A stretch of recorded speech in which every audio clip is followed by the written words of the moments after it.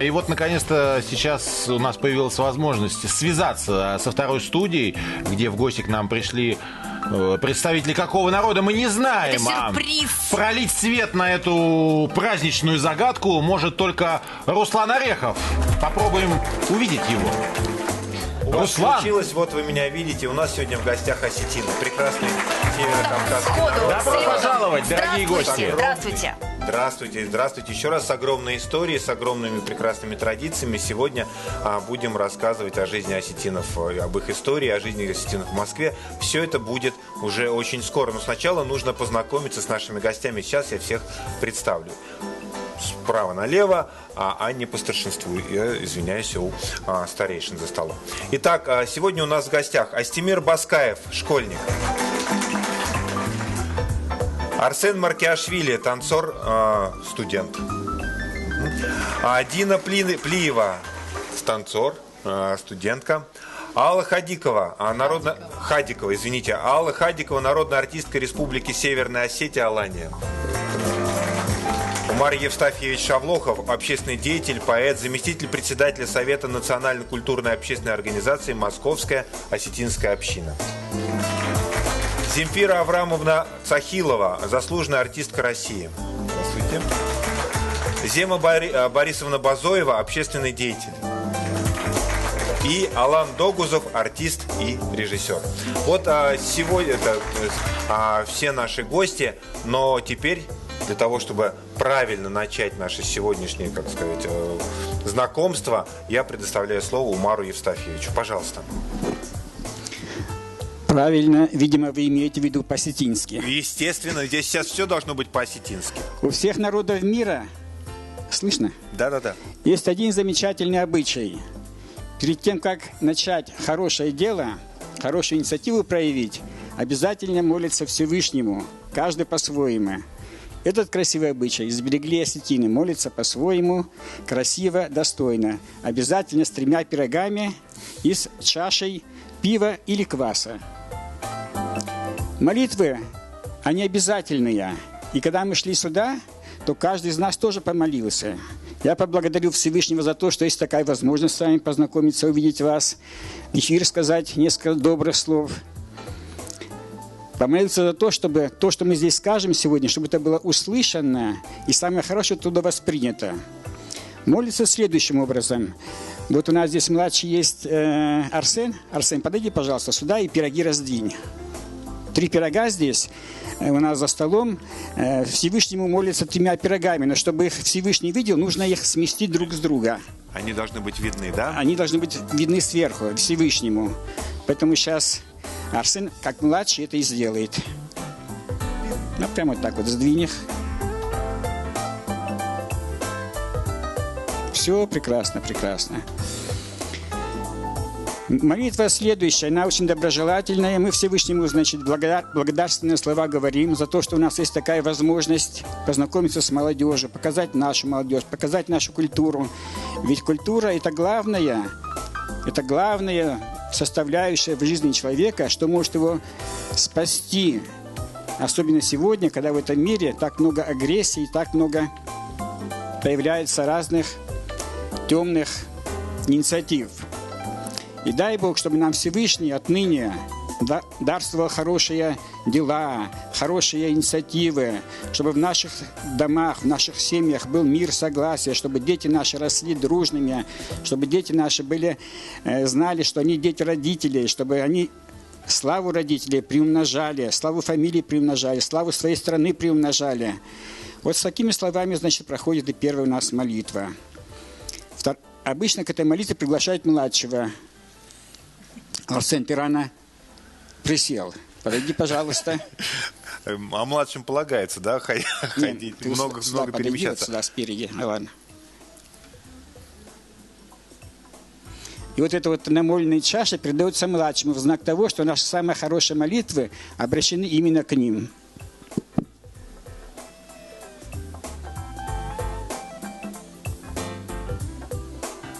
Вот он пригубил ее и уже уносит к младшим. Вторая молитва, которая произносится за осетинским столом, это бывает молитва за святого Георгия.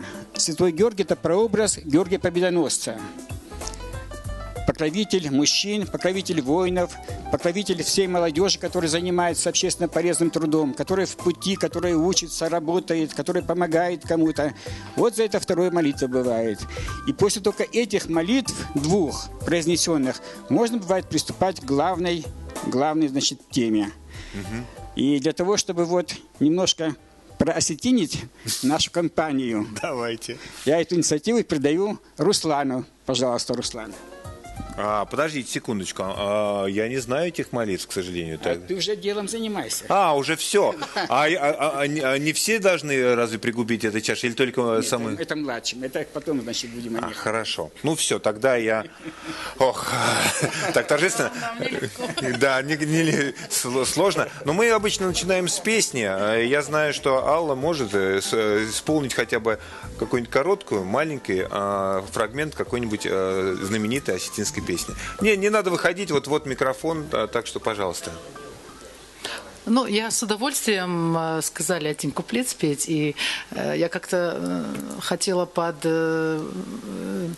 как сказать, за время питья чаши. А теперь пива, просто, да. а теперь все внимание вам. Теперь все. Барак боным бардыштам, ой варайда, ой, шабаганын арзыштам, ой варайда, ой, артышканы надусаны, ой варайда, ой, нартимы на сарзаны, ой варайда, ой. Браво! Ну вот так никто еще не начинал наши эфиры, наши знакомства. Руслан, да, мы кто вас у нас сегодня в выведем, мы гостях вас отведем напомните? в горы. Мы дадим вам свежего воздуха и синего неба. Это все сделают наши гости сегодня, осетины. И, как всегда, начинаем с истории народа. Пожалуйста, Умар Евстафьевич. Да? Сейчас, секунду, вот так вот, да. История наша происходит, она от скифо-сарматских племен. Об этом много написано, я сейчас не буду это все подробно рассказывать, но самые ближние, значит, вот ее история, это, значит, племена аланские, они жили в центральной зоне России, и сегодня очень много выходит исследований по происхождению русского, будем говорить так, вот этноса сегодняшнего. И составляющая алан там, по выводам многих ученых, экспертов, составляет не менее 30-35%. То есть русские это современное. Вот на 30% родственники осетин. Да, рокс-аланы, да, это белые аланы они назывались. Да, скифы мы. Да, скифы. Да, азиаты Что же мы. касается племен аланских, то их, так сказать, история, она тоже была, как в средние века, значит, в X веке, до этого. Они очень много, значит, тоже набеги делали, очень много в Европу. Они до Гибралтара дошли, оставили большие следы в Ирландии, в Англии, в Испании. Целое поселение есть осетин гораздо больше, чем алан в Венгрии. Там их порядка 300 тысяч человек. В Ирландии их меньше. Я сам в этих местах бывал, сам с ними разговаривал. Многие из них приезжали сюда к нам. А помнят они язык? Язык они не помнят, но они вот цепляются за все, что сегодня вот аланское есть, пытаются как-то вот, но история, она вот об этом говорит. Умар Евстафьевич, в Турции очень помнят язык. В Турции, да, в Турции помнят. Они русский язык Да. не знают, поэтому с ними бывает иногда тяжело разговаривать. Хорошо, Да. а как Что касается вот в нынешних границах? В нынешних границах, которые, это уже более поздние времена, и я скажу, вот культура осетин сегодняшняя, она базируется больше на горских адатах. Это адаты, это нормы нравственности, нравственные нормы жизни людей, где было, значит, очень высокие, значит, категории духовности, где честь, потому что в горах иначе прожить нельзя было. Там нельзя было украсть, нельзя было воровать, потому что там все было на виду. Там нельзя было сильно пить, потому что скатишься сразу с гор. Вот. Это было очень красиво, это большая история. Между прочим, вот эти горские адаты, вообще слово это древнее, ну, даже не арабское, но еще до Древнего Китая, значит, многие народы жили по адатам. Оно у всех народов было общие много признаки были, потому что условия жизни не определяли их. И сегодняшние вот наши, будем говорить так, духовные ценности, они очень сильно связаны с этим. И вы знаете, я этим доволен. Хорошо. Они очень чистые, они очень красивые. А все-таки, если как-то вкратце история, но вот тем не менее, вот значит, где там Ирландия, Венгрия, Турция, как все-таки образовалась, вот как вот основная вот территория Алании? В основном, как она образовалась? Вот я был много раз по их следам ездил, и вот, например, в Крыму. Весь Крым был, значит, аланский, до прихода туда татар, хана Гирея. И это написано в источниках, я их сам видел, я их сам читал. То есть там он полностью был, значит, в этот период, это уже было после того, как Греция там вначале была. То есть после греков были после аланы? После греков были там аланы. И там на этих памятях везде было написано, что здесь до прихода хана Гирея до 1299 года жили предки нынешних осетин аланы. Ну, это там в их книгохранилищах, эти материалы все имеются. Но, к сожалению, часто история переписывается. Ну, Бог им судья. Но это было. Сегодня же, что касается вот последний период осетин, то Осетия разделена, значит, на северную и на южную части. Почему? Потому что она находится на самом верхнем плато Кавказского хребта. И зимой невозможно было раньше их экономически и административно как-то связывать. Южную Осетию никак нельзя было связывать с Владикавказом. Поэтому Иосиф Виссарионович в 22 году издал указ именно для лучшего управления, администрирования Южной Осетии прикрепить к Грузии. И когда Осетия входила в состав Грузии в 1751 году, когда этот указ, значит, был, значит, подписан, принят императрицей, тогда Осетия гораздо большими территориями входила в состав России, чем сегодня Южная и Северная Осетия вместе взятые. Там еще было Трусовское ущелье, там еще были другие ущелья. Ну, вот так вот история сложилась, что сегодня вот такая ситуация. А вот сейчас у нас мы видим кадры, это Владикавказ, да? Владикавказ, в кустах это город, вот, да. Вот знаменитый осетинский поэт. Он написал довольно много, но если бы он написал только 3 строчки, я вам сейчас прочитаю их. «Весь мир – мой храм, любовь – моя святыня, вселенная – отечество мое. Пусть вот это будет молитвой для всех народов мира». Прекрасные слова. А Владикавказ красивый город. Я проезжал его однажды, но я там буквально вот проехал и все, и не увидел, может быть, самого главного. Что посмотреть во Владикавказе? Вы знаете, это ко всем вопросы. Да, я долго занимался, значит, вот экскурсионными компаниями, значит, и есть такая составляющая. Если вы проехали по Владикавказу голодным, он вам не понравился. Если вы были сыты, он вам понравился. Микрофон, пожалуйста.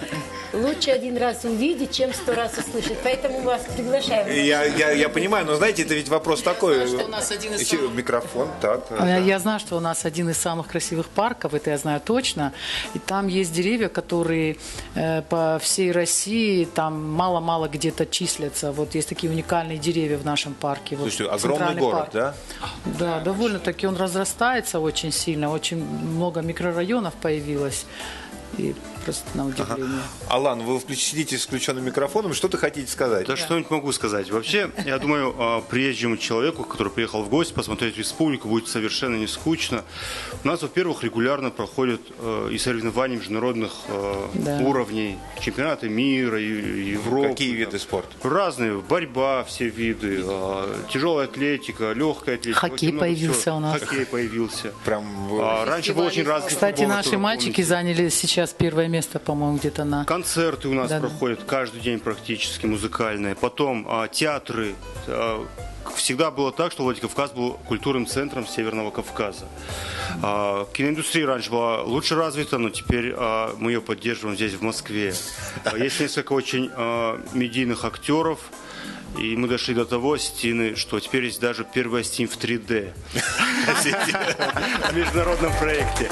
Снимаем кино, участвуем в международных кинофестивалях. Ну, в общем, если так интересоваться Осетией, то можно очень нескучно провести время в любое время. Не скучно, да. Но вот смотрите, знаете, москвичи, так сказать, да, город городом, чтобы посмотреть, но москвичи часто тянет на природу. Горнолыжный курорт у нас замечательный. Цей. Знаменитый, да? То есть он еще с советских времен, да?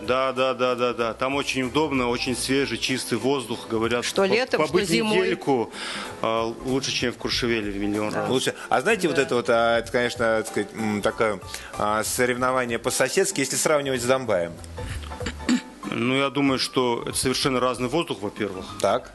и совершенно разные условия. Ну, там снега где-то больше, где-то меньше, где-то для сноуборда, может быть, лучше условия, для лыж там, для... А скажите, а ну Цей, значит, уже понятно, Владикавказ обязательно, никто его не минует, да, ведь это все дороги через него идут. Да. А еще какие-то есть места, я не знаю, заповедники, красивые, природные? А все красиво, Все знаете, красиво. Вот, когда ко мне друзья выходишь приезжают, из дома, актеры, да, и все, и не надо... Выходишь из дома, выезжаешь за город, и начинается красота. Вы будете Да. с айфоном ходить перед Я, этим, например, все У щелкает. меня прямо из крыльца все видно, Да. горы, эти Горы, снежные вот пьете вершины. кофе с видом на Когда горы. только выходишь на крыльцо и видишь эти красоты, уже кажется, что жизнь удалась. Слушайте, вот ради этого, знаете, многие ведь, да, как-то всю жизнь что-то делают, а спросишь, ну как твоя жизнь? Да никак. Да, у него же там, может быть, все есть, а здесь, да, то есть надо просто приехать во Владикавказ, выйти на крыльцо и... Да, можно я расскажу бытовую историю? Конечно, Совсем- такие нам вообще Да. как воздух нужны. Да, я совсем недавно со всей семьей была во Владикавказе, ну, по каким-то таким семейным делам. И утром мы уже должны были улетать, а жили мы в гостинице на проспекте на нашем замечательном. И я утром вышла, чтобы посмотреть, чем же живет утренний Владикавказ. И выходит мой сын младший и кричит: «А завтрак, мама?» И проходит женщина с авосечкой и говорит: «А пойдемте ко мне. Я только что испекла сырники. Я вот сейчас за сметаной ходила». Вот это прекрасно. Да, для меня это было абсолютно обыденно. То есть не я было такого, выросла. что это какая-то женщина Да. тут будет кормить моего сына, Да, да? абсолютно чужой человек. Для меня, поскольку я родилась и выросла там, то для меня это было обычное явление, но мой сын был очень удивлен. Мгм. То есть, подождите, вот вы только что говорили, если вы проехали Владикавказ голодным, да, то он вам не понравится. То есть нет вообще такого шанса проехать Владикавказ Нет, голодным? Абсолютно нет. Это вам не удастся. Я вам не советую. Хорошо. Ну что же, замечательная история. Отсюда запахи. А так, сколько осетин вообще? Вот, я не знаю, ну, не знаю, вот в Осетии, в Южной, в Северной, в Москве. Менее везде. миллиона Миллион? по всему миру. Под миллион, да. Это всех или только в Осетии? Причем при том, что у нас очень много олимпийских чемпионов, известных артистов, очень много было героев Советского Союза, очень много ученых с мировыми именами. Традиционных много. В принципе, да. То есть, это, знаете, как-то мы всегда спрашиваем, а назовите знаменитых соотечественников. Так что давайте, если сейчас вот... Вот давайте я вам сейчас назову только технарей. Давайте. Авиационный конструктор Токати. Его барельеф на Луне находится. Это удивительно было, значит, он был старше Королева несколько и был с трагической судьбой. И он был вынужден из России уехать. Иосиф Виссарионович ему это позволил сделать. Он, значит, переехал, значит, в Англию, оттуда его, значит, забрали в Америку. И вот первый барельеф, который Армстронг, астронавт американский, оставил на Луне, это именно его барельеф там водрузили. То есть за заслуги перед американской космической... И Именно за его конструкцию, за эти конструкции, на которые полетели, это им были заложены. Этим Токати. Теперь Кучиев, первый атомный ледокол, который у нас был в Советском Союзе построен. Ленин. Его капитаном кто был? Его капитаном был Кучиев. Знаете, когда вы второй. задаете вопрос, кто был Да, его капитаном, ответ очевиден. Себя чувствует как школьник, да? Теперь третье. Очень много сказано про тот кризис, который над нами, значит, был в 1962 году, Карибский кризис. Вы знаете, кто его? Единственный человек, который его предотвратил, кто это был? Осетин? Как у него было? Не знаю. Это был генерал Плиев, которому Никита Сергеевич, значит, все поручил, говорит, принимай решение по ситуации. И там у него Язов тогда, который у нас потом министр обороны, значит, был его первым замом. И Язов все это прекрасно рассказывает и говорит. И когда, значит, кубинцы, они тоже горячие, и когда они всплывали, там уже все есть, чтобы, так сказать, запустить. А Плиев тоже был очень высокий, он еще выше Кастро был. И когда Плиев, значит, докладывал... А Плиев, он был командующим там, на Кубе, да? Туда его Хрущев послал Никита Сергеевич, что, так сказать, вот на месте вы разбираетесь, имеете все полномочия. А Кастро это знал. И он начал давить на Плиева. Давай запустим. Нажми на кнопку, нажми на кнопку. Примерно вот так, да. И Кастров вскочил, когда, значит, Плив, значит, так взял руку свою, и на нее так вот поставил, и так вот придавил к стулу. Это очень красиво Язов говорит. То есть, знаете, очень красиво, да. Снижаем градус международной напряженности. Кастров так вот, значит, посадить. Прекрасная история. Слушайте, многом что можно говорить. А знаете, вот это вот много что можно говорить, но вот вопрос такой, это обычно мы говорим, это приберегаем его наконец, давайте в самом начале тогда. А тогда основные какие-то черты осетина. Осетина они какие? Вы знаете, я бы сказал так. Группа крови у всех народов одинаковая. Это да, но всегда есть какие-то черты характера, которые отличают от соседей. Черты характера, это относится к культуре. К воспитанию, к нравственности. Вот эти осетины, я считаю, может быть, буду слишком бахвальствовать. Ну, так, чуть-чуть в меру, да. Постараюсь не перегнуть. Но я считаю, что осетины на очень высоком уровне, на очень высоком. Потому что много было ситуаций, когда я это слышал не от себя, когда люди не знали, что я осетин, об этом говорили. Мне приятно. У нас в ауле, когда студенты были здесь, мои коллеги с авиационного института, студентами еще были, и в этот аул приехали, им сказали, да что вы Умару удивляетесь, что он студент в Москве. У нас здесь вот академик всемирно известный, здесь в этом Сакле живет, другой академик вот здесь живет, герой Советского Союза один вот здесь родился, а другой вот здесь родился. В ауле летчики, герои Советского Союза. Там Мишаку-то идти тяжело. А там вырос, понимаете, потому что у него такие нравственные были качества, что он пешком дошел до Ейска, в это авиационное училище. Оно называлось, авиационно-морское училище оно называлось. Выучился и стал героем Советского Союза. Сергей Коблов. В Южной Осетии, где площадки нету для самолетов, где сесть, где маленький самолет не может приземлиться. 2 героя Советского Союза летчики. Нет, подождите, знаете, как-то это ведь все-таки еще говорит о некой такой какой-то лихости, может быть, вы знаете, темпераменте? Темперамент, я еще раз говорю, он практически у всех горских народов один. Но воспитание и культура – это самое главное. Все равно, позвольте я еще спрошу. Да. Но все-таки ведь есть какие-то нюансы, потому что там об одних говорят, эти экономные, а эти говорят, там, типа, эти веселые. Я про воспитание могу сказать. Да. Поскольку у меня миссия такая заниматься детьми, то я могу о них сказать, что такое дети в Осетии. Вот если вы придете в дом, то, во-первых, выйдет вся семья от мала до велика, даже грудничков, всех выведут вам навстречу вас приветствовать. И потом дети будут вами заниматься все время, пока вы находитесь в доме. Они принесут вам все, свои игрушки, свои книги, свои дневники, свои фотографии.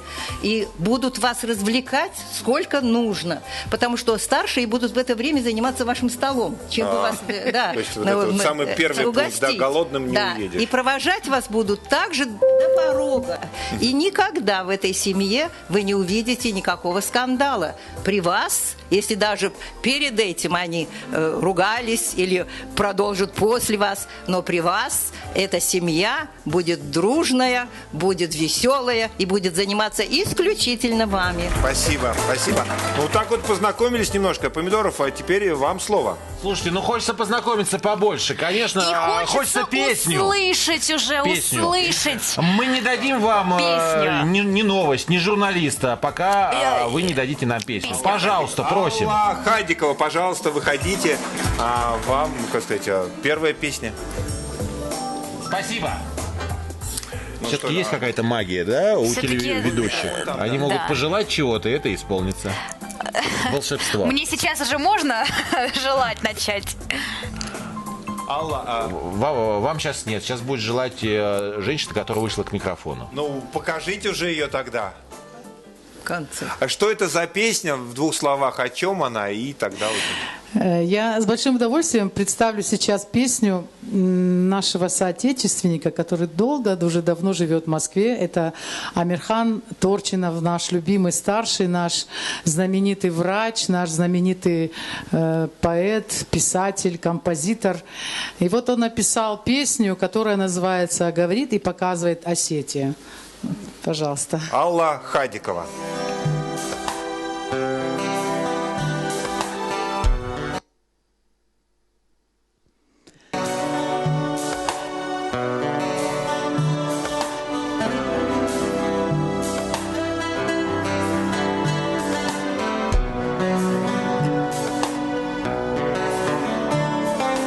всех у нас одна святая Родина, хотя порой мы от нее вдали.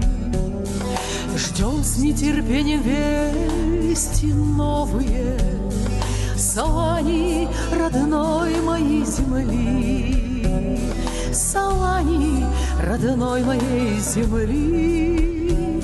Нам новости несут крутые волны Терека, с эфиром шепчутся вершины белых гор, а с Осетийской горки стелика Авдиша, Амазуры и Рыштон.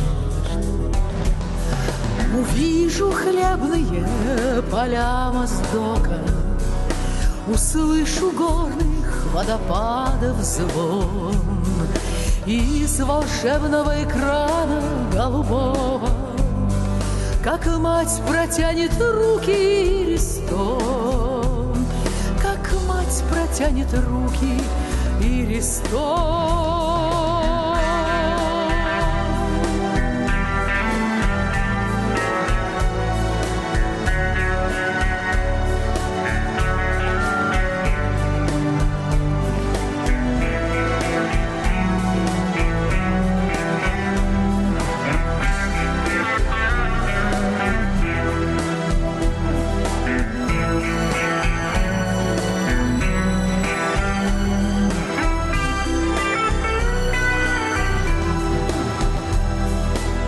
Суровые увижу лица горцев, героев, ветеранов, молодежь. Как осетинский щин танцуют гордо, и песни Родины ты с ними запоешь, и песни Родины ты с ними запоешь.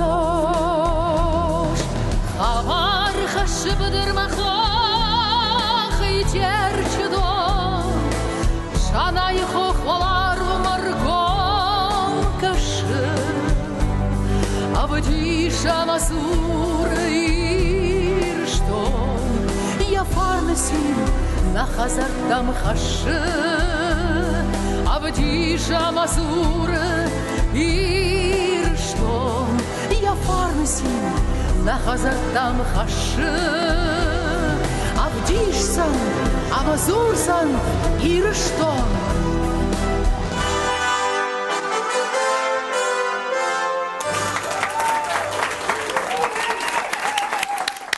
Спасибо вам большое. Ну что, потрясающе. От первой ноты до последнего жеста. Все выверено, гармонично и очень впечатляет. Безоблачное небо, у нас горные пики, покрытые снегами, и у нас пахнет пирогами и вкусным мясом. Руслан, да, это вот все у нас. Выясните, пожалуйста, сразу, раз уж вы сказали про пики, небо, можем ли мы приехать в отпуск туда? И когда лучше это да, сделать? и как это Звучит лучше? сейчас, как будто вы напрашиваетесь в гости. Ну, как мы, конечно, можно ни на спросить? что не Мы намекаем, конечно. Да, знаете, да. Но мы готовы. Мы готовы. Кому вопрос? Но переадресуйте, пожалуйста, кто сможет ответить. Да. Могут они приехать? Можно им? Вот они вот такие их туда пустят? Одним словом, И в какой приглашаем, ждем 365 дней в году. Но лучше посоветуйте, Лучше чтобы... зимой или летом? Чтобы лучше, летом тепло было. Очень красиво, конечно, летом. Необыкновенно красивые горы, скалы очень красивые. И можно по ним побродить, по источникам походить. А как у вас туристическая сфера? Где много ли гостиниц? Как с экскурсиями обстоят дела? Да. Вообще, для девочек знаете, что хорошо? Вот, я в прошлом году был осенью дома. И такая осень красивая на набережной, когда идешь. И в Москве уже был снег, а в Осетии еще осень. Такая теплая, пахнет листвой. Это все по набережной летит. Такая красота, романтика. Набережная это во Владикавказе, да? Конечно, набережная Понад Тереком. Знаменитое место. Терек. Главное, все гостиницы. Гостеприимство у нас А гостиниц культуре. и Гостиниц услуг много. очень Это я могу Да. сказать. Я приехал Очень в много. Владикавказ, мне надо было переночевать. У меня был широчайший выбор гостиниц. Я просто вот, как сказать, открыл карту и заселился. Да, но вот майские праздники, давайте конкретно. У нас будут на майские праздники большие каникулы. Что у вас с погодой в начале мая может быть? Весь город, весь Владикавказ точно, он уезжает за город, ближе к горам. Там. Это шашлычное время называется. Все просто объедаются мясом, да, шашлыки, горы. Как только первые солнечные дни, выезжаешь за город, и везде костры, шашлыки, даже если ты не уедешь за город, зато город будет в полном твоем распоряжении. Нет, я хочу поехать как раз в горы, а по ночам холодно еще там? В мае месяце. Нет, в мае уже не бывает холодно. Не, бывает, ну прохладно, Нет, ну как горы холодно? есть горы, Ну, конечно. градусов 15 ночью будет, 13, но не холодней. Скажите, а вот какой-то такой вот топ-5, например, мест, которые ты 100% должен посетить во Владикавказе, вот когда ты приехал? Вот. Я могу сказать Дегорское ущелье, могу сказать Феогдонское ущелье. В Южной Осетии, в частности в Южной Осетии, очень много красивых мест. Там такие... Райское место. Как они называются?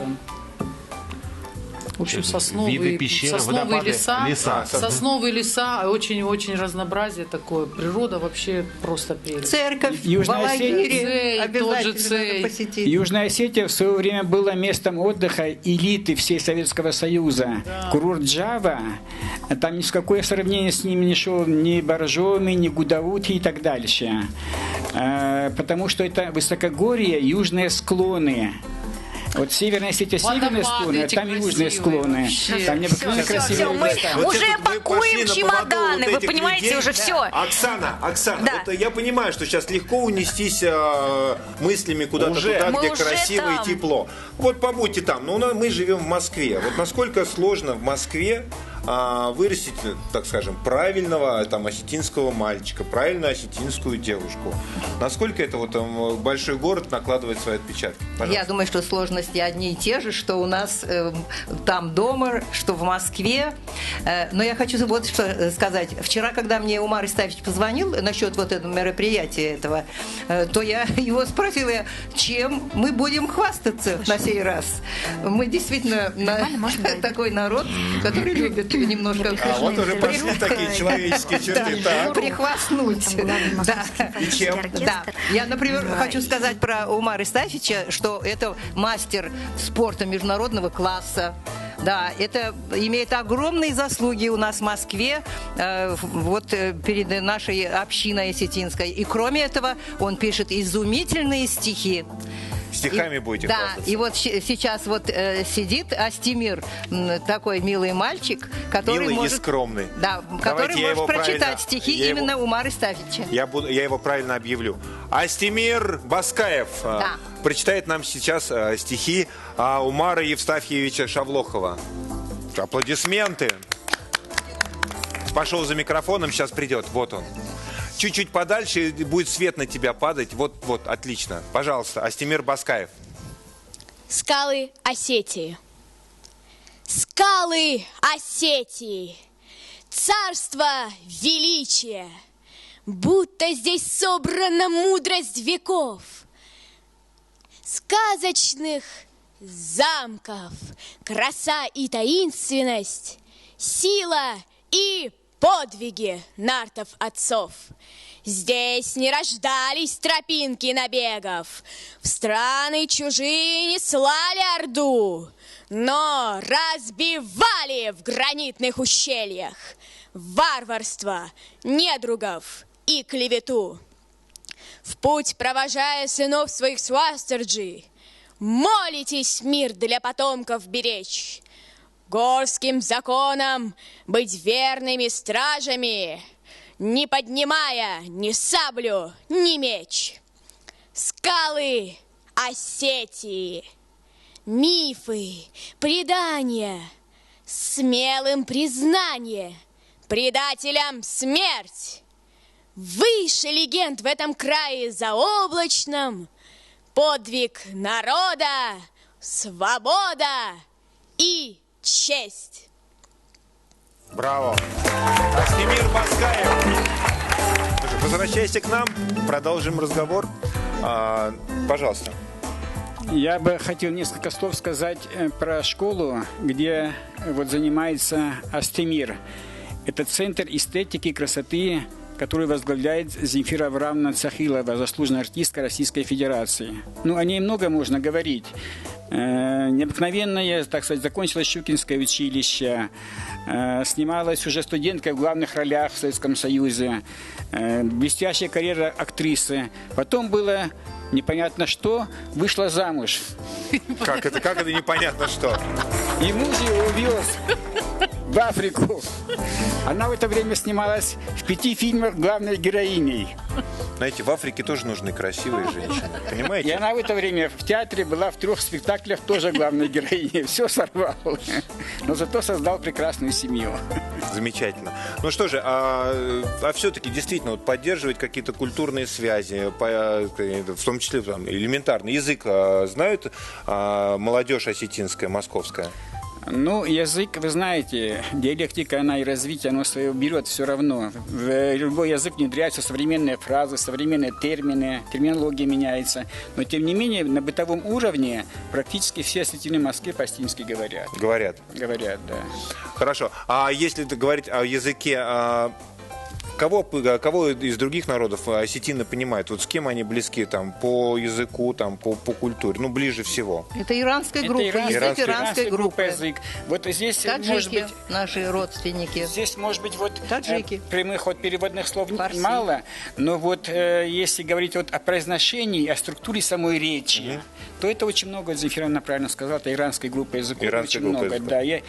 да. То есть осетину легко научиться говорить по-таджикски, по-ирански. Вот. Кстати, вот татары, татарские языки, они тоже не все одинаково говорят. А вот это школа осетинского языка в Москве? Да. Это школа осетинского языка, Кто ходит в эту школу? Осетины или, может быть, есть и еще... осетины, и русские. Московские, да, осетины. Да? А вот, да. вот вопрос, так сказать, ну, что говорит русский человек, когда он приходит? Зачем? То есть, это понятно, вообще язык – это элемент культуры. И знать чужой язык мы воспитаны были так, что чем больше языков знаешь, тем лучше. Когда я маленький был, и по-грузински говорил, по-русски, по-армянски, по-чеченски. А когда у меня возможность была в 15 лет оказаться в Литве на сборах спортивных, то я за 1 месяц их язык выучил. Не потому, что я был... Нас так учили, и все так делали. То есть это вот... Поэтому язык – отображение отношений человека к человеку. Это богатство большое. Ведь не зря говорят, что вот русский язык, да, народ столько выстрадал, такую историю громадную имеет, и такой прекрасный язык у него. А осетинский язык тоже прекрасный. Там такие красивые фразы. Убежден, в любом другом языке тоже. Поэтому... Умар Витальевич, знаете, чем описывать, лучше сказать. Вот скажите что-нибудь вот в эту камеру. Зрители это я могу сказать. Да? Красиво, давайте. Нет, я скажу именно про язык. Нет, это сначала на языке фразу. На языке. Давайте. На языке про язык. Красиво, да. Пожалуйста. Да. Шты сарден уацхашаг аппат дуней вжакта. Нажив зарын хаштаг амадартак. Фаланцавыш жарда и коронта армаштарды мамадалон авжак. Я коротко переведу. Да, пожалуйста. Я коротко переведу. Все языки, говорит, прекрасно звучат на прекрасных мелодиях. Но что, говорит, тут греха таить? Когда, говорит, язык матери услышишь, тогда, говорит, совсем другая теплота. Прекрасно. Хорошо, продолжаем знакомиться. Вопрос такой. Вот осетины – это единственный горский народ, да, на Кавказе, который принадлежит к христианству, да? Ведь вот больше православных у нас. Больше да. Вот расскажите об этом. То есть, у нас больше православных, потому что наши вот исходные верования, будем говорить так, они были ближе к христианству, и поэтому, значит, вот православие у нас сейчас там есть. Но те осетины, которые жили близко к мусульманским селам, они приняли мусульманскую веру. Почему? Потому что в горах они жили, а которые жили на полях, там у них жизнь лучше была. И вот они эту веру, понимаете, им вот внедряли. Хорошо. А отличается чем-то вот осетинское православие? Там всегда какие-то есть нюансы, может быть?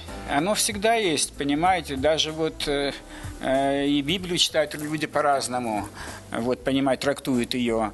Но в основном вот в осетинской вот трактовке ихней религии, нашей религии, очень много вот от этих вот горских адатов, понимаете. И на они вот базируются на этом, на уважении, на уступлении, на помощи.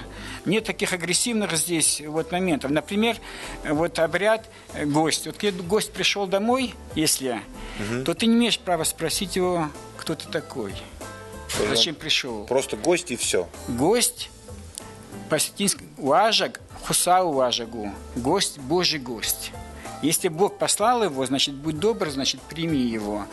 И вот перед ним ставят хлеб, соль, кормят его. Потом ему дают бокал. Без бокала он слова не скажет. Бокал означает то, что его хотят выслушать. И вот такая притча у нас была, значит, мужик пришел, там все хорошо приняли, а он не входит домой. Вроде так сам при делах был каких-то, пригорских.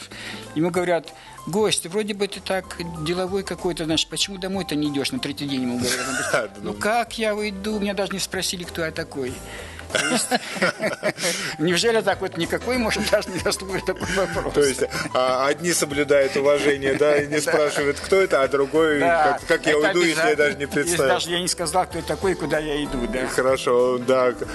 Красиво, но, знаете, как сказать, красота, она ведь не только в былинах и в рассказах, и в песнях. Она в жизни. Она в жизни, и она в танцах. И у нас есть два прекрасных танцора, сидят, молчат. Может быть, им старше не велят разговаривать, но уж, по крайней мере, танцевать-то они им точно разрешают. Итак, прошу вас, Арсен Маркиашвили и Дина Плиева. Если кто-то может сейчас вот рассказать немножечко об осетинских танцах, чем они отличаются, пожалуйста. Про танцы наши.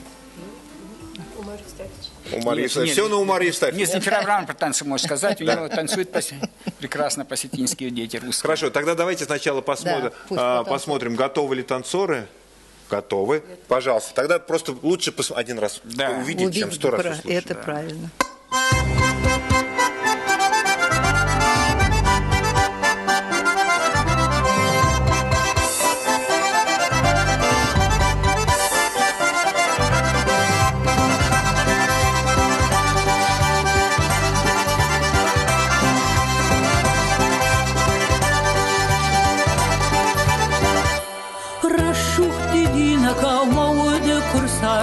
Kursarta maude ama yayra shukhta nawarjon zinadma hukhanın stakhude oy oy hukhanın stakhude oy oy oy nawarjon zinadma oy manzbun shukhtar tashawonir takhnuajin say Мамана мажарда, арбул бон равдаун, сей. Ой, ой, арбул бон равдаун, сей. Ой, ой, шаунер тахнажен, сей.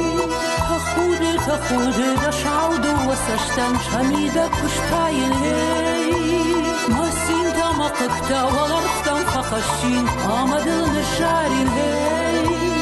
Ой, ой, амадыл нышарин, ой. Ой, ой, валарқтан фақашин, ой.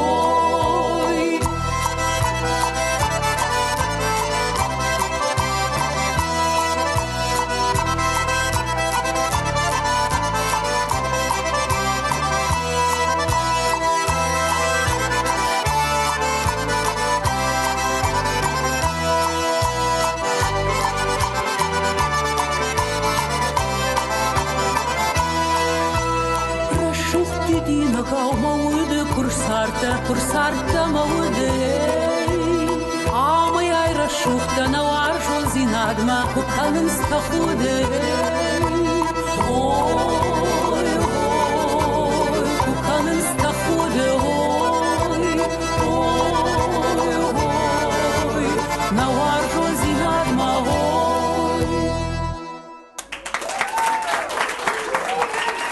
Мы обратили какой взгляд был у танцоров друг к другу? Да, я как подумал, они что... смотрели, как они чувствовали. Да. Практически вот так же, как я на Михаила всегда смотрю каждый эфир. Да, я впервые, кстати, вижу, это отдаленно похоже на лезгинку, только очень плавную и медленную. А как правильно это называется? Это, я думаю, что... танец приглашения хонга. Да, это обычно еще называют танец влюбленных. Это такой обрядовый танец, когда все на взаимном уважении. Обычно он танцевался, когда люди впервые видели друг друга. Такой очень аккуратный танец, нельзя было, дай бог, прикоснуться. Да, там я заметил, что расстояние обязательно есть. Я бы еще добавил, что в этом танце и вообще в осетинских танцах, которые отличаются от других кавказских танцев, это такой размашистости. Каждым движением показывает танцующий свое восхищение девушкой, партнершей. Любое вот движение, любой поворот его. Здесь нельзя крутиться, значит, что-то нельзя, размахивать руками. Нельзя ни в коем случае. Это уже... большое. Мы закончили танцем, и это был прекрасный танец, но в этом танце, кроме исполнителей, были еще костюмы. Давайте еще раз попросим исполнителей выйти туда под свет и пойдемте расскажете о костюме. Да, прямо туда? Да, прямо туда. Итак, Дина, Арсен, выходите. Сейчас уже, да, вот прям туда. Так, я тоже иду. Вам микрофон, Земфира Амфрамовна. И рассказывайте, ближе, давайте, так, вот, с двух сторон встанем. Да, я надеюсь, что вы уже заметили, что в данном случае эти наряды торжественные. Ну да, я понял это по рукавам. Таких, конечно, особо эти не рукава, поработать. они не просто рукава, это не украшение, а это прикрывает кисти девушки, чтобы не дай бог, не коснулся. Она никогда ни в коем случае не коснулась даже А сейчас они не одежды. слишком близко стоят друг к другу? Нет, вполне. Нормально, вполне воздух там проходит. И это правильно. Вот в данном случае этот костюм мог бы спокойно быть и свадебным костюмом. Ага. То есть вот это торжественный костюм для какого-то праздника. Да. Ну, желательно для свадьбы, чтобы он был исключительно белый, такой кипельно-белизной. Дело в том, что на нашей свадьбе присутствует в основном невеста. Хорошо. Поэтому да? основное внимание. Главное украшение свадьбы – это невеста, да? Да, конечно. На свадьбе не присутствует жених. Сейчас про обряды мы чуть-чуть попозже, но вот все-таки про костюм. То есть вот эти рукава костюм, понятны. обязательно он закрывает все. Закрывает ноги, закрывает руки. И вы видите, эта шапочка, она дает торжественную высоту нашей невесте. Да, которые ни в коем случае нельзя, голова вообще в танце, как вы видели, не двигается, не должна двигаться. Да, только глазки, которые тоже выше локтя, глаза также не поднимаются. Выше локтя. Да, то есть сильно вниз. Да, только на локоть. Да, слушай, на сложно, локоть. просто стоять так сложно, да. Но было бы несправедливо, если бы я не сказала, что это пара из нашего замечательного московского ансамбля осетинского. Хорошо. Да, и Тимура Мурашева, которым мы очень гордимся, который мы очень любим. Этот ансамбль. А вот можно все-таки вопрос, потому что иногда костюмы вот в соседних народах, они перекликаются. Вот есть какие-то особенные черты вот этого вот женского костюма, который говорит, это осетинский костюм? Шапочка. Именно вот это вот самое, это такое важное? Да, у кабардинок другие шапочки, совсем по-другому сделаны, более конусообразные. Вот этот срез сверху, это явный признак нашего осетинского костюма. А есть какие-то еще какие-то особенности орнамента? Знаете, иногда бывает, что там по орнаменту можно определить там аул, род и так далее. Конечно. Я вот здесь сейчас не так уж вижу конкретный наш осетинский. Ну вот этот, вот здесь, вот он. И то есть здесь... И то это стилизовано. Это больше сценический все-таки костюм. То есть вот по каким-то элементам декора можно понять, что можно понять о девушке? Какого народа, откуда она, да? Обязательно. По костюму можно понять статус родни и всей родословной. На девушке много должно быть украшений? Нет. Ни в коем случае. А на женщине хорошо, а на женщине? И на женщине тоже. Наши украшения, вот вы видите, они немножко прикрыты платочком. А вот этот нагрудный знак, вот здесь это все по-настоящему должно быть из серебра. То есть такие серебряные, штуки. Вот они всегда как бы показывают рельеф груди девушки. Хорошо. что очень ценно. Теперь к парню. Да. Кстати, вот то, что я сейчас восхищение выражу, то, что вот на пальцах ходить, это было, конечно, великолепно. Сейчас можно микрофон, это самое. Да. Сейчас. Трудно вообще вот освоить вот это вот, как это правильно элемент называется, когда вот на пальцах ходить. Сколько на это? Сколько именно? Лет, я не знаю, ты учился этому. Ну, это как бы не учиться надо, это с детства прибивают и каждому танцору. То есть поставили Да. с детства, так и идешь. Ну, в основном с детства детям не больно становиться, и вот они Главное часто не ходят. прекращать. Хорошо, Да. спасибо. Мужской костюм. Да, мужской костюм, конечно, он более аскетичный. В нем, Но рукава тоже длинные. Но это то же самое. Мы сейчас говорим о неприкосновенности личности. Именно для танца такой этот рукав, чтобы, не дай бог, не коснуться девушки никакой частью. И опять вопрос, Да. потому что вот эти, как правильно называется вот это вот, не куртка, а вот кафтан вот этот.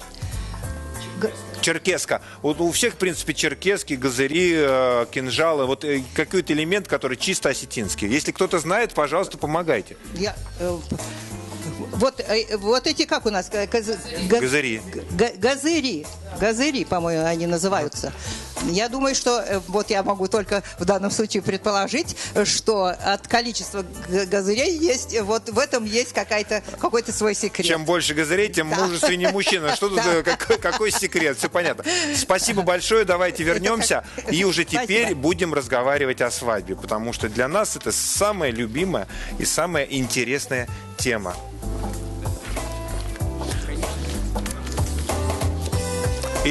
Итак, Оксана, это то, что вам, между прочим, нагадали, что у вас должно это было случиться еще до Нового года. А когда теперь нужно, слушайте, как тогда это и должно случится. быть что на самом происходит? деле. Дайте нам слово. Мы разговариваем о серьезных вещах. Пока вы в тишине шли, мы развлекали нашу вы тоже публику. воспользовались возможностью, да и встряли в наш разговор. Молчите. Сейчас будут разговаривать старшие, знающие люди. Правильно я говорю? Вопрос, ну, вот знаете, как сказать, вот какие-то принципиальные моменты вот свадебного обряда, как это все происходит, насколько сложно, я не знаю, там, сосватать девушку, насколько это вот как-то такой важная процедура. Алла, расскажи. Ну, я могу сказать одно. Мы настолько воспитанный народ, что у нас жених за стол даже не садится. Вот я помню свою свадьбу, я бегал с первого этажа ресторана на второй, туда-обратно, встречал, провожал, пока у меня не закружилась голова. И все это, и гостей было около 1000. Это, может, сразу вопрос, это Алла большая Хатикова свадьба? была у меня тоже на свадьбе. Что? Алла тоже была на свадьбе на моей. Она даже спела. Вот.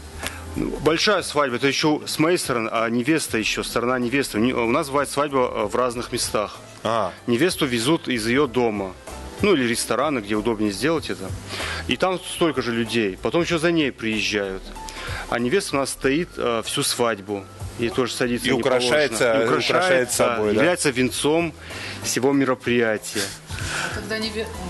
Когда невесту увозят, за ней потом, ну сейчас так, на следующий день вообще, да, принято это делать.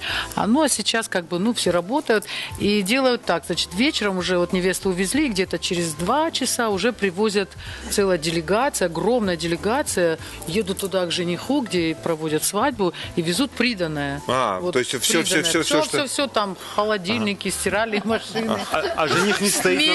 То есть вот это гарнитуры, да, стоит на ногах, и когда их начинают... У нас есть маленький ролик, давайте прям по одним глазком посмотрим. А вот это вот уже настоящий свадебный костюм. Да, вот. Серебряный. Вот чем больше у девушки вот этих нагрудных вот украшений? этих украшений, тем, значит, почетнее у нее вот как...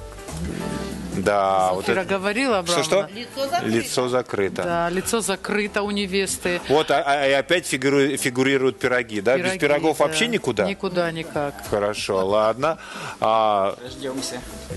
Ждем, не дождемся. Знаете, вот они стоят тут, источают аромат. И знаете, вот этот вот вопрос, гармония, это ведь нужен национальный... Сопровождают ее невесту, сопровождает гармонистка обязательно. Гармонистка? Да, у нас в основном играют женщины. Женщины в основном гармоничные играют. Умар, представьте, а как вы вообще женились? Я? Да. Я украл. Подождите, как Кстати, вы? это сейчас очень-очень даже у нас тоже. А как в песне? По горным дорогам, по горным В дорогам. ковер закатали, через коня снегу. перебросили. Нет, подождите, что это Сейчас такое? по общей договоренности делают так. Да нет, ну не общая договоренность. Ситуации разные бывают, совершенно. Хорошо, как у вас было тогда? Давайте уже У рассказывайте. меня было, один раз послал сватов, их не пустили. Второй раз послал сватов, их не пустили. Третий раз послал, Вопрос не был пустили. решен Сколько можно посылать, да? Вот я так подумал. А невеста-то была согласна или она вообще не в курсе? Она сильно сомневалась. Надо было что-то такое совершить, Да, чтобы совершить, да. Дерзануть надо было. Я дерзнул. Слушайте, а подождите, вот вопрос, может быть, даже вопрос к женщинам. А вот когда вот так вот похищают, это, как сказать, действует, скорее характеризует мужчину как с положительной стороны, что он решительный? Ситуации же разные бывают совершенно. Многие извиняюсь, женщины конечно. мечтают. Да, Ситуация в лице известного борца на тот момент. Красавца мужчины, молодого, образованного. Конечно, кто откажет? Мало кто. То есть вот тут, конечно, это даже хорошо. Ладно. Девушка должна, это вот в природе Остинки заложено все-таки стеснение, скромность. И даже я свою супругу спрашивал несколько раз, она мне не отвечала. Тогда я сказал, сегодня в субботу у вас будут сваты. Она сказала, как? Вот. А потом она тоже думала опять отказывать, не отказывать. Я сказал, я тебя украду. Она сказала, как? Когда? Нет, куда мне прийти? Она сказала, не надо меня красть, мы подумаем. То есть на самом деле это, знаете, как сказать, девушке полагается колебаться, а мужчине полагается решать, да? Семья, родственники говорили, не надо за артиста. Артисты они такие вот, понимаете ли? А вот кто там еще. Артистом дом не построишь. Хорошо. И знаете, я понимаю, что это огромный вопрос, и такой сложный, но тем не менее, так сказать, время поджимает. А потом, как строятся в семье отношения? Там, я не знаю, мужчина сказал, женщина промолчала или сделала, или совет. В общем, как это все происходит? Я вам скажу одну притчу, такую короткую расскажу. По обычаю, конечно, у нас патриархат в семье, в семьях. Слово мужчины доминирует.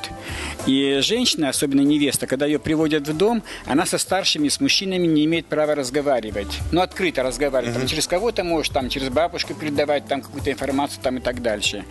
Но есть такая притча. Когда вот однажды невесту привезли домой, она казалась очень выдающейся. Все и подметала, и убирала, и... Хорошая невеста. Очень хорошая. Старик вышел, собрал весь аул и говорит, я хочу, чтобы она наравне с мужчинами заговорила, потому что она достойна этого, умная, работящая. Я режу быка самого большого.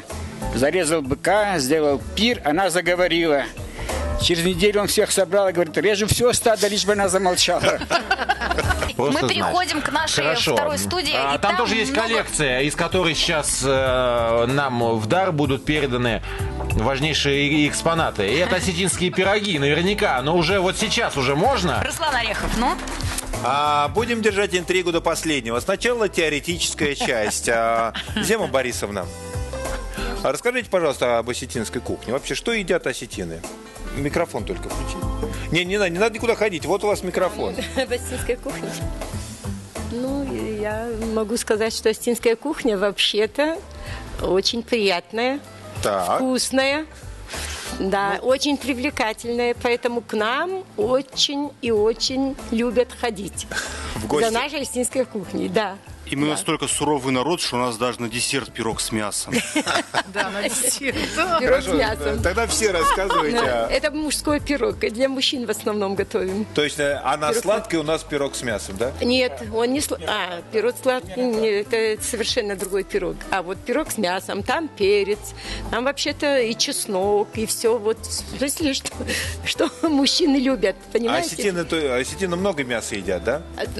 Как сказать? По возможности. К месту. Если оно есть, то все, да? Вообще их не назовешь многоежками. Они довольно скептичны были в этом, они сдержаны были в пище. Да? Ихняя духовность, нравственность не позволяла много есть. Хорошо, духовность. Мне мама рассказывала, я очень извиняюсь, мама рассказывала, что наш дедушка, Царство Небесное, он, прежде чем идти на свадьбу, он дома покушает и уходил, чтобы И не есть много. Чтобы без жадности, да? Да, чтобы не жадничать. Я до сих пор так, мне не разрешали в детстве идти Да, голодным нельзя. в гости или... Да, вообще Ой, это было... микрофон выключился, да. Не разрешали мне никуда выходить голодным. То есть сначала надо поесть, чтобы в гостях Поешь уже дома, вот это не чтобы никто не набрасываться. сказал, ни в коем что случае. ты вот, да, вот это вот обязательно. А что, знаете, как начал задавать вопрос, что самое вкусное в вашей кухне, и понял, что это глупый вопрос. Пироги, правильно? Насчет с мясом, вот это шутка прошла. С мясом понятно. А с чем они вообще бывают? Вот давайте. С сыром. Сыром. Причем сыр нужен обязательно, и осетинский.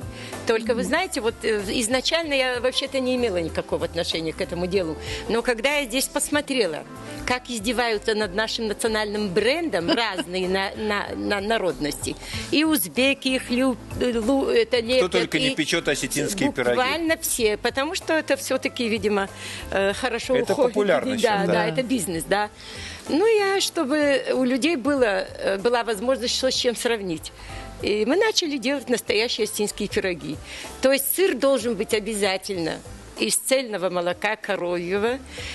Причем вот это... Значит, чтобы получить сыр, надо обязательно вот эту жидкость, которая вырабатывается из пятой камеры говяжьего желудка, сычуг называется.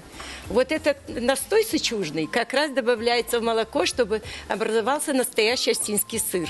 Да. И вот тогда из этого сыра можно делать... А можно я задам этот вопрос? Вы сказали, и мы стали печь настоящие пироги. Где-то можно их попробовать? Да, конечно, нужно. У нас вообще даже нет. нужно. Каждый день у нас в осетинской нашей диаспоре пекутся пироги.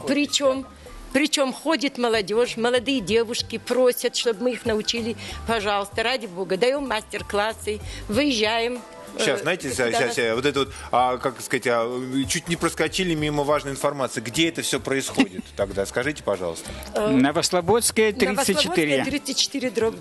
Кто за рекламу будет Теперь платить? я не знаю, сколько вам понадобится пирогов. Очень хорошие пироги пекут фирма «Айс», так называется. Очень хорошие пироги. На Серпуховке. На Серпуховке. Моя теща печет хорошие пироги. Конечно, как не похвалить тещу, естественно. Есть такая фирма «Житница», тоже пекут хорошие пироги. Запоминайте правильные названия, чтобы потом не говорить, что... вот «Житница», «Аист». Вот. И теща. Да. Да, вот, пожалуйста. И житница Аист, и теща Алана Догузова. Даже не знаю, что предпочесть. Секундочку. Мне рассказывали о том, что мы сначала начинали с того, что вот эти пироги правильно сдвигали. Здесь лежит кусок теленка. Телятины. Три ребра. 3 ребра. Значит, Правая часть, да. на себе не показывают, но я понял, где это. Теперь мы должны правильно это все разрезать, да, и как-то все это... Значит, правильно начали, значит, должны правильно закончить. Вот. Да. С мясом, с сыром, я сказала. Потом делается пирог с сыром и зеленью. Вот. Вот. Великолепный пирог, очень вкусный. Но это сезонный уже. Да, это уже сезонный пирог. Так, сейчас вот это пошли приготовления. Вот она! Ну и главное глаза в этом, да? Главное не нож, а главное... Значит, мясо откладывается на отдельные... Рассказывайте, Артист, он артист, конечно. Почему именно 3? Почему 3? Правые? Скажу следующее. 3. Не будем приватизировать мы замечательное свойство числа 3. У всех народов мира оно является святым, независимо от религии, от национальности и так дальше. Цифра 3, она является наиболее комфортной в быту человека.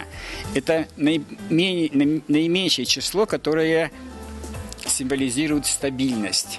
На 3 точки, да. Стол. Поэтому о них очень много сказано трактовок. Это земля, солнце, вода. Ну, очень много. Но главное, почему не у всех народов, и у шамана того же, и у разных религий 3 являются святым числом у всех. И у русских, и у осетин, и у ингушей, и у чеченцев, и у прибалтов, и у американцев. И в штате Айдахо тоже. Хорошо. 3 пирога. Вот 3 пирога, вот они именно символизируют, что они 3 пирога символизируют торжество, радость. Вот Всевышний нам дал возможность 3 пирогами помолиться ему. Вот мы уже 2 молитвы, значит, сказали. Алан, разрез, пожалуйста, их. Сейчас мы скажем 3-ю молитву. Прям насквозь все 3, да? Почему я так разрезаю? Тоже скажите. Да. Значит, разрезать нужно следующим образом, чтобы движение ножа не было к старшему. Вот все движения ножа должны быть в другую сторону. Крутить тарелку нельзя. И всегда от старшего, от да? Старшего чтобы это да. Хитрое дело, так удобнее, правда. Да, хорошо. А вы знаете, посмотри, какую он геометрию хорошо знает, хоть и артист. К артисту какое-то особое отношение. Да, не, но только стиль может так четко порезать пироги. Вы Алана узнаете по Кармелите? Главную роль там он играет. Да? Кармелита, это вот он. Налейте сюда мне аракуни. Так, сейчас, подожди, я тоже должен встать, да? Да. Аракуни немножко не бывает. Надо немножко. Ах ты ж. Вот все-таки люблю... Младшему. Давай, я сейчас младший, да. Не, у тебя сейчас самая ответственная роль, Руслан. Ты не шути с этим. Я не буду. А то тебе штрафную дадут. Опа. Кукурузная. Можно? Вот сейчас крупно покажите. Затычка, кукурузный початок. Да. Видите? Лучшая пробка. Вот он. Пахнет. Натуральный продукт. Уважаемые собравшиеся, сегодня у нас замечательный вечер прошел, и Руслан очень много красиво, хорошо, умно рассказывал. Вот в знак того, что мы довольны его поведением, его речами, мы даем ему почетный бокал, которому он должен дать соответствующий ответ. Пожалуйста. А что я должен сказать? А это уж ты поблагодари всех вот работников. Я благодарю, как сказать, я благодарю свою работу и свою редакцию за то, что у меня вот раз в неделю приходят разные люди. Они рассказывают о себе, они рассказывают о своем народе, говорят какие-то теплые слова, иногда угощают.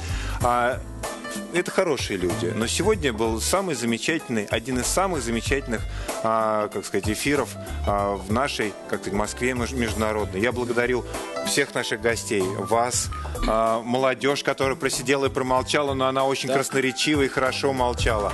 Это было прекрасно, это был прекрасный эфир и прекрасное, как сказать, и у меня в руках прекрасный бокал. Я разволновался и что-то и забыл. Пригубите его. Я сейчас исполню свою обязанность до дна. Да, конечно, все эти смотрят. Да, до дна. И главное, глаза пострашнее сделать. Айша я ножая, хоппайка, Айша я ножей, парнаджи миганан равда лонка, Уважаемые друзья, Айша я ножей плохо, дальше идем. Будем петь, пока Так, одну секунду. Нет.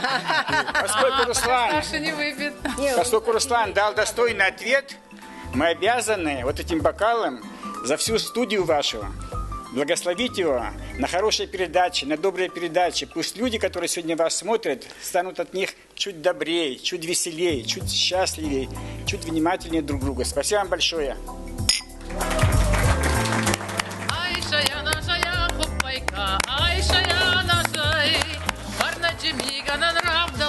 Ну что же, тогда я прошу... Да, сейчас я должен еще раз представить всех наших гостей, потому что, как сказать, кто только что присоединился, знаете, по именам этих прекрасных людей. Итак, сегодня у нас в гостях были Астемир Баскаев, школьник, прочитал прекрасное стихотворение. Арсен Маркиашвили, студент, танцор, просто серьезный молодой человек. Дина Плиева, студентка, красавица, прекрасно танцевала сегодня у нас здесь. Алла Хадикова, народная артистка Республики Северная Осетия, Алания. Красавица. Умар Евстафьевич Шавлохов, общественный деятель, поэт, заместитель председателя Совета национально-культурной общественной организации Московская осетинская община. Мудрец, красавец. Очень, мне сейчас говорят, что у нас чат есть, и там пишут очень положительный мужчина. Очень положительный мужчина. Земфира Абрамовна Сахилова, заслуженная артистка России. Красавица. Очень положительная женщина. Зема Борисовна Базоева, общественный деятель. Красавица. Очень положительная женщина. И Алан Догузов, артист и режиссер красавец. И хоть и артист, но он прекрасно разрезал пироги. Ну что же, мы вынуждены прощаться, но есть еще один подарок от наших гостей. Пожалуйста, Алла Хадикова. Прежде чем спеть, я хочу сказать, вот я приехала в Москву буквально недавно, стала москвичкой и очень этому рада. Я хочу всем привет передать, всей осетинской диаспоре. Спасибо им за то, что они не забывают традиции, не забывают свои корни. И спасибо всей молодежи осетинской, которая вот так замечательно танцует, замечательно говорят наши старшие. Спасибо всем огромное. Спасибо. Я вас всех очень люблю. Алла Хадикова. Ну что же, аплодисменты. Нельзя встретить артиста молчанием и тишиной. Алла, да, все. Тишина, музыка.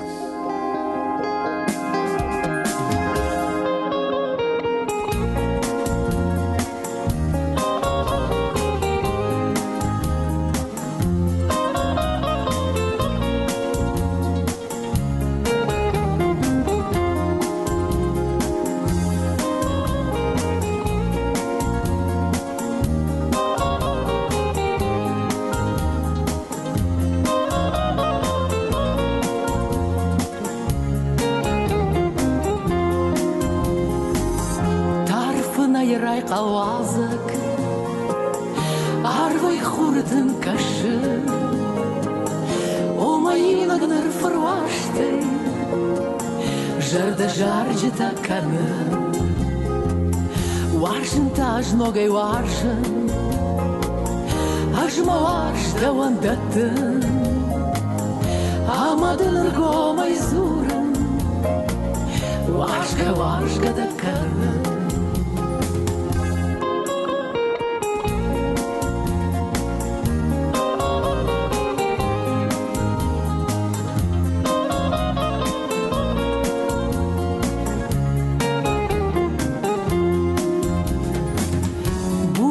Қарайны шарыт Уймалар штыл синканы Атақ тималы доларфтан Ваш много мон хашы Боны цахтам тафабадам Шара жамах шавай бон Ундашавса что ты каштай Жерда атай бантан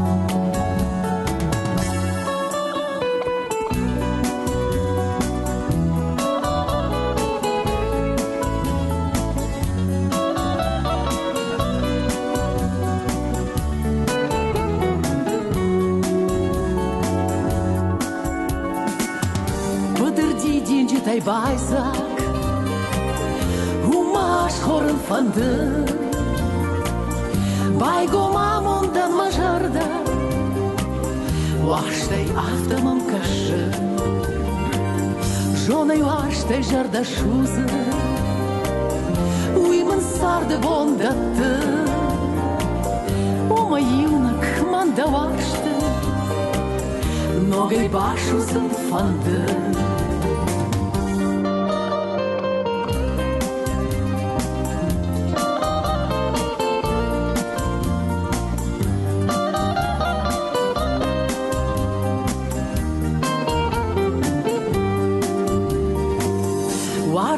Аж ногай важен,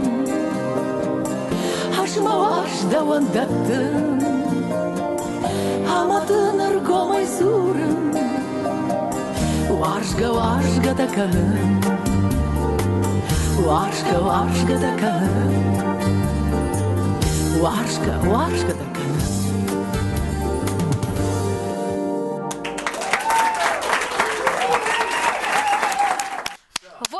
Говорит про красавцев. Фантастика. И действительно красавцы. Да и вы, Михаил, тоже красавец. Ой, Оксана, и вы.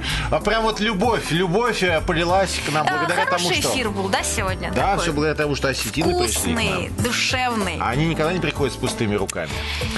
Но самое главное, мы же вежливые люди все-таки. Да. Хоть мы тут, значит, городские. Мы не прощаемся. Вот эта культура. Нет, надо сказать спасибо. Говорим спасибо. Приходите к нам еще. Нашим гостям. У нас сегодня в студии были осетины. Осетины. Теплый, душевный, И Руслан вкусный, Орехов. красивый. Что И Орехов, ты Руслана человек мечтаешь? Орехов, конечно. Конечно. Проводник наш Руслан в мир Орехов. народов Москвы. Сейчас он не просто Орехов, а Орехов пирогов осетинский. Сейчас он. Мы тоже сейчас все это попробуем. Друзья, а вы сейчас попробуйте немножко отдохнуть, переодеться, потому что через час начнутся вечерние стихи. Ну напишите уже хоть парочку четверостишей. Я вас умоляю. Михаил Помидоров. Оксана Сергеевна Полякова. Через неделю. В это время. Увидимся через час. Пока. Пока.